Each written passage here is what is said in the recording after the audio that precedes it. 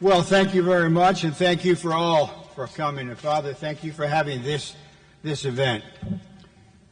It was the best of times, and it was the worst of times.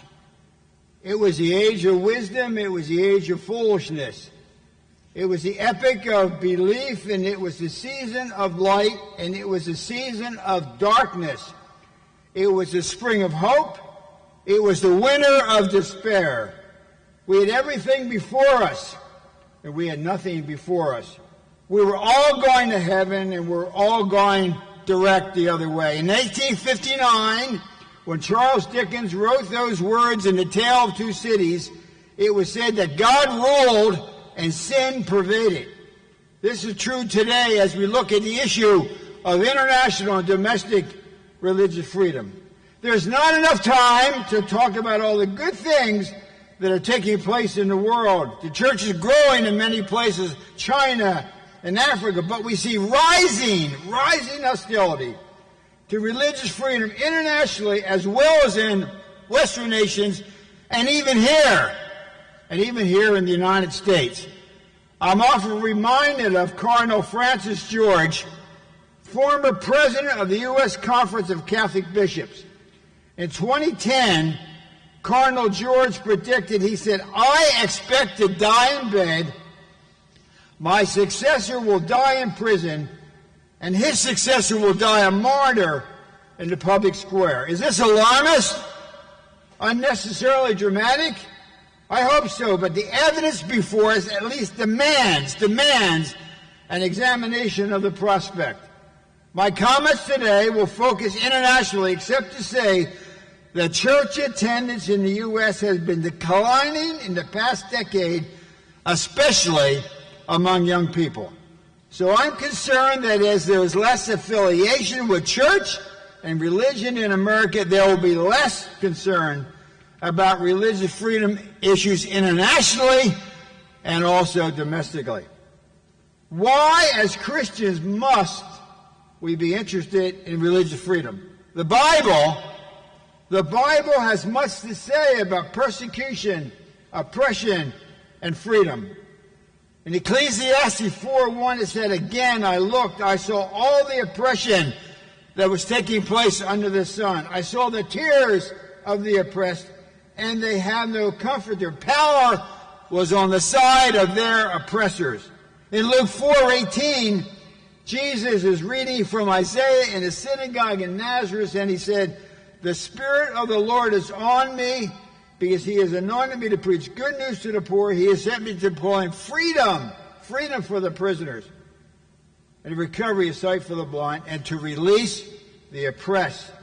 And in Hebrews 13, it said, "Remember those in prison as if you were their fellow prisoners, and in those who are mistreated as if you yourself were suffering."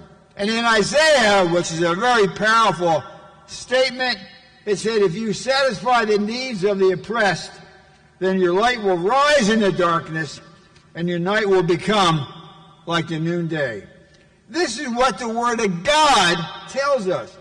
This is the heart of God. It's not an editorial in a newspaper, in the Washington Post or the Wall Street Journal. It's not a meaningless resolution passed by a Congress. It is what God commands us to do.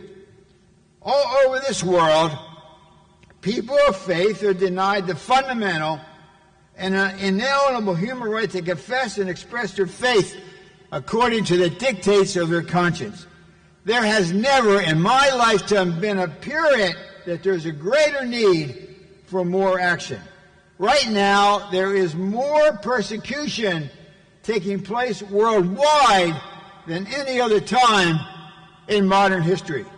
Mary Ann Glendon, who many of you know, who teaches at Harvard Law School and was a member of the U.S. Commission on International Religious Freedom, said the following. She said, "Religious liberty has been repeatedly affirmed in international rights documents, and though it is enshrined in the constitutions of nearly every country, there are many signs that concrete commitment to its importance is weakening internationally," and then she said, "domestically."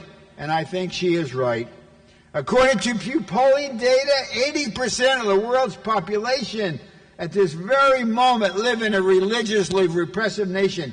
And in 2009, the figure was 70%. You can see how it's growing. We see growing persecution, oppression, and the cries of the persecuted are met with a deafening silence from many around the world. The blatant disregard for the importance of religious freedom, coupled with the silence of many, has left the faith communities in these countries feeling abandoned, and sometimes even doomed. When I visit the believers, they say to me, "Mr. Wolf, does the church in the West care about us?" And many times I almost want to say, "No, I'm not sure that they really do." The latest research by the Pew Center in 2017 shows persecution in varying degrees in so many countries. And I know you're going to hear from some people, so I won't go through the list, but it goes on and on.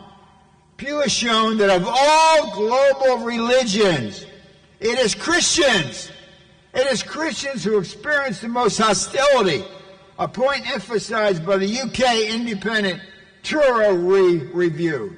There are outstanding people that you're going to hear, and I won't go into great detail, but I will mention one or two.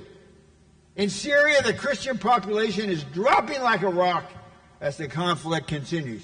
Paul could not travel the road safely to Damascus today.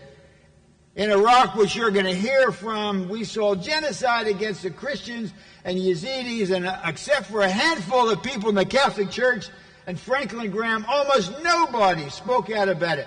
And more biblical activity took place in Iraq than any other country of the world other than Israel. Abraham is from Nasiriyah. It is in the Bible, modern-day Assyria.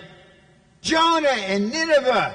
Jonah's tomb was blown up, and I didn't hear one religious leader comment anything. It would be very difficult now for Abraham to survive in Iraq in the neighborhood that he lived in Nasiriyah, called in the Bible. In Egypt, continued persecution of Coptic Christians. Mary and Joseph would not be advised to take baby Jesus to Egypt today.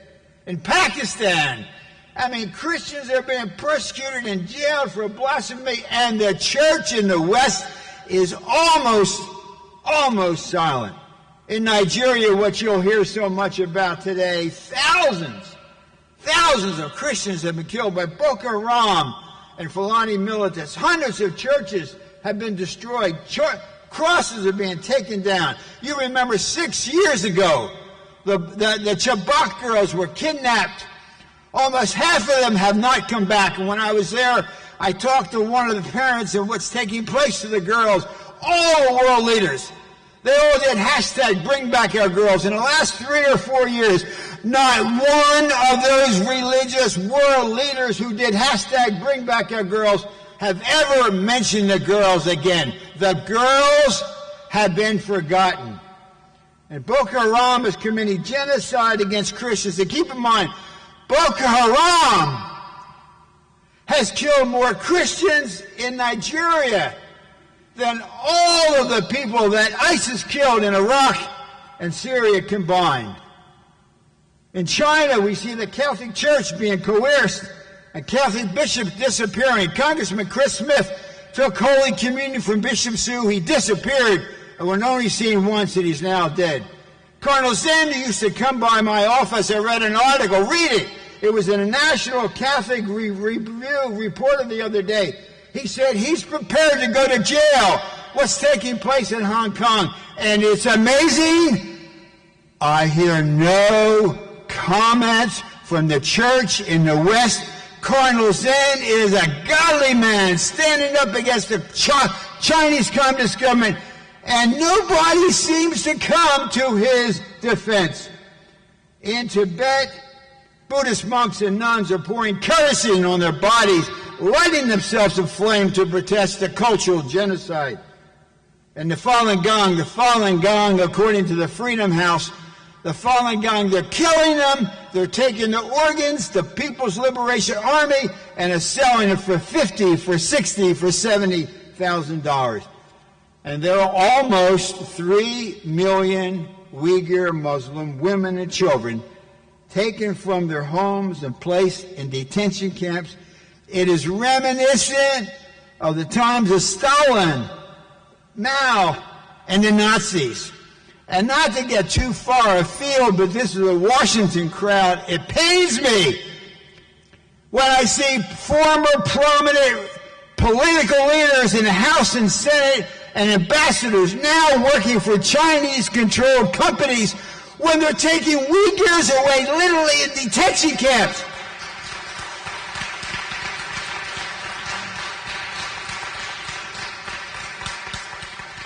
And we see growing anti-Semitism in many places around the world, even here in the United States. This boycott, divestiture, and sanctions is a soft form of anti-Semitism.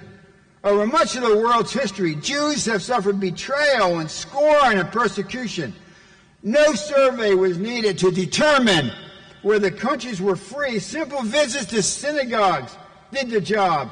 As history has shown, if the Jews of a country were free to practice their faith, one could be reasonably confident that tolerance and freedom were possible for others.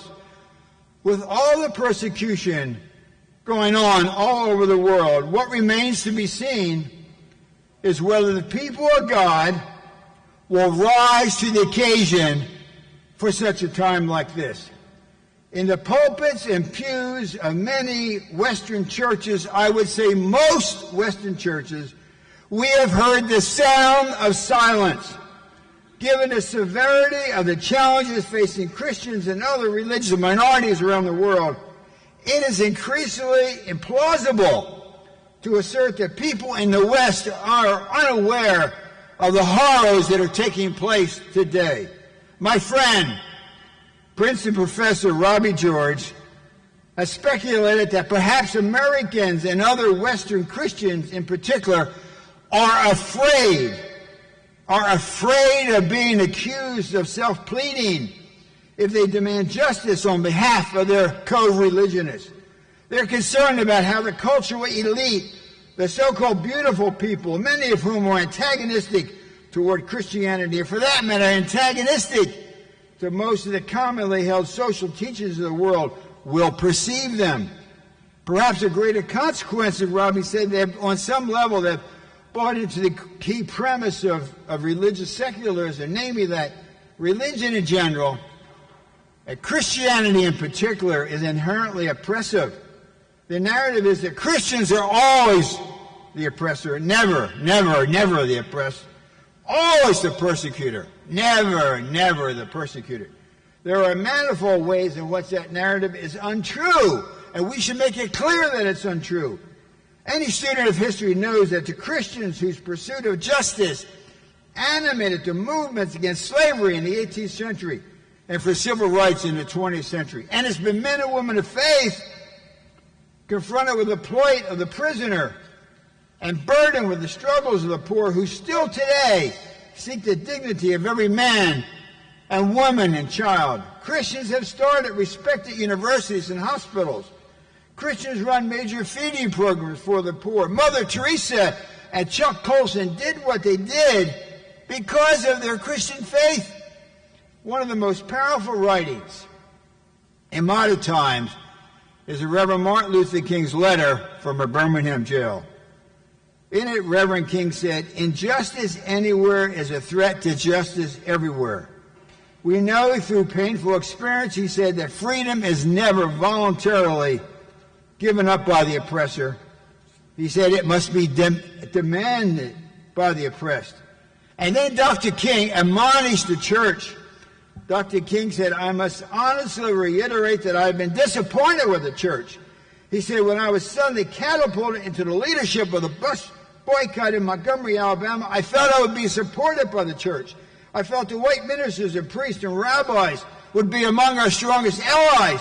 Instead," he said, "some have been more outright opponents, and all too many," he said, "have been more cautious than courageous."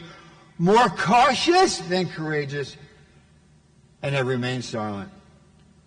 Reverend King concludes, "In deep disappointment," he said, "I wept over the laxity of the church. So often the contemporary church is a weak, ineffectual voice with an uncertain sound.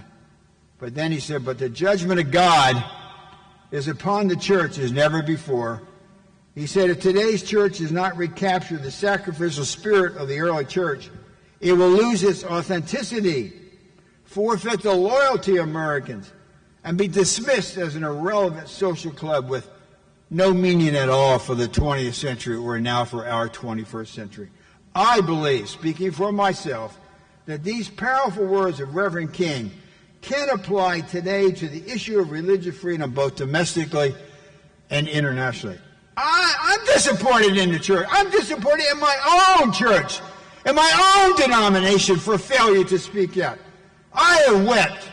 I have wept sometime when I've been with the people out there. I have wept over the ineffectual voice of the church. And sometimes I felt guilty when they come up and say, Mr. Wolf, I had, and I know Steve knows her, Sister Diana said to me once in her, Mr. Wolf, she said, does the church in the West care about us? I am concerned about the silence of the church. Waiting for the right time to act is not an option. As we look at all the persecution taking place in all faiths around the world, are we who consider ourselves men and women of faith in the year 2020, are we more cautious than courageous? Are we, let me ask you a challenge, are we willing to risk imprisonment for what we believe? In the Bible we see it is common for those who follow God to go to jail. Joseph resisted the advances of another man's wife, and he was jailed. Daniel's friends Daniel lived in Iraq, refused to stop worshiping their God, and they were jailed. John the Baptist publicly decried the sin of the leaders in this land, in his land, and was jailed, and we know ultimately was beheaded. And the Apostle Paul, who we quote so many times, who wrote many of the letters from a Roman jail cell. These are really, at this time, profound questions of conscience which every man and woman must answer for themselves. And I believe that we in the West will find ourselves better able to count the cost, as it were, the more intimately acquainted we are with the persecuted brothers and sisters abroad. And we know their stories.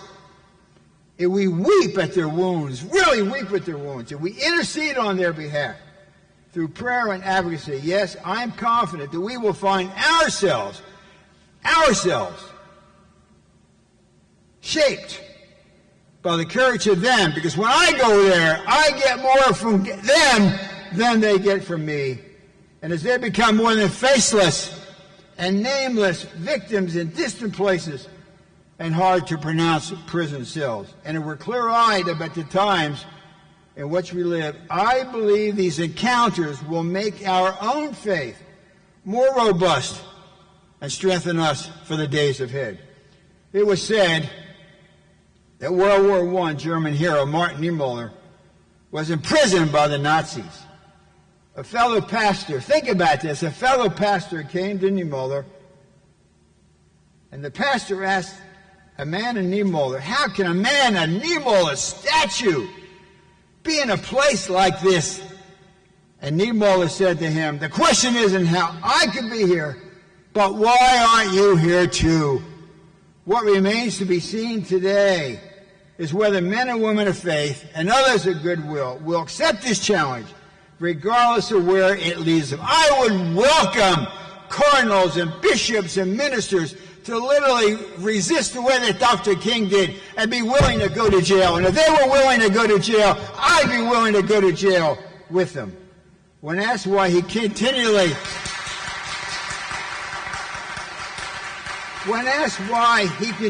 spoke out about injustice, Nobel laureate and Holocaust survivor Elie Wiesel said, if I remain silent, I may help my own soul, but because I do not help other people, I poison my soul.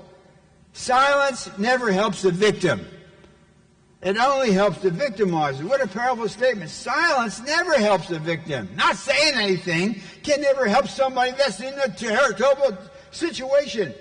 It only helps the victimizers. In fact, silence actually encourages the wrongdoers to continue their acts of violence. The very fact that our political leaders today, they're taking down Columbus statues.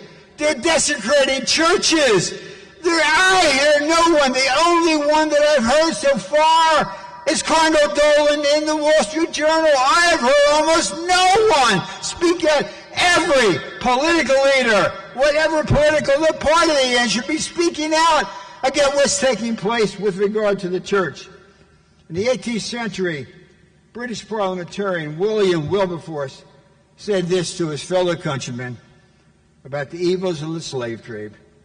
He said, "You may choose to look the other way, but you can never say again that you do not know." Reverend Martin Luther King said, "In the end, we will remember not the words of our enemies, but the silence of our friends." Have you ever been in a very difficult situation and your friend is near and your friend does not speak up? A friend, a German Lutheran pastor, a Nazi dissident, Dietrich Bonhoeffer, said, "Silence in the face of evil is evil itself." He said, "Not to speak is really to speak. Not to act is to act." So, in closing, will we pray? I remember in 1991, I was at an event in my congressional district in Vienna at the Marco Polo Inn, if you knew where that was.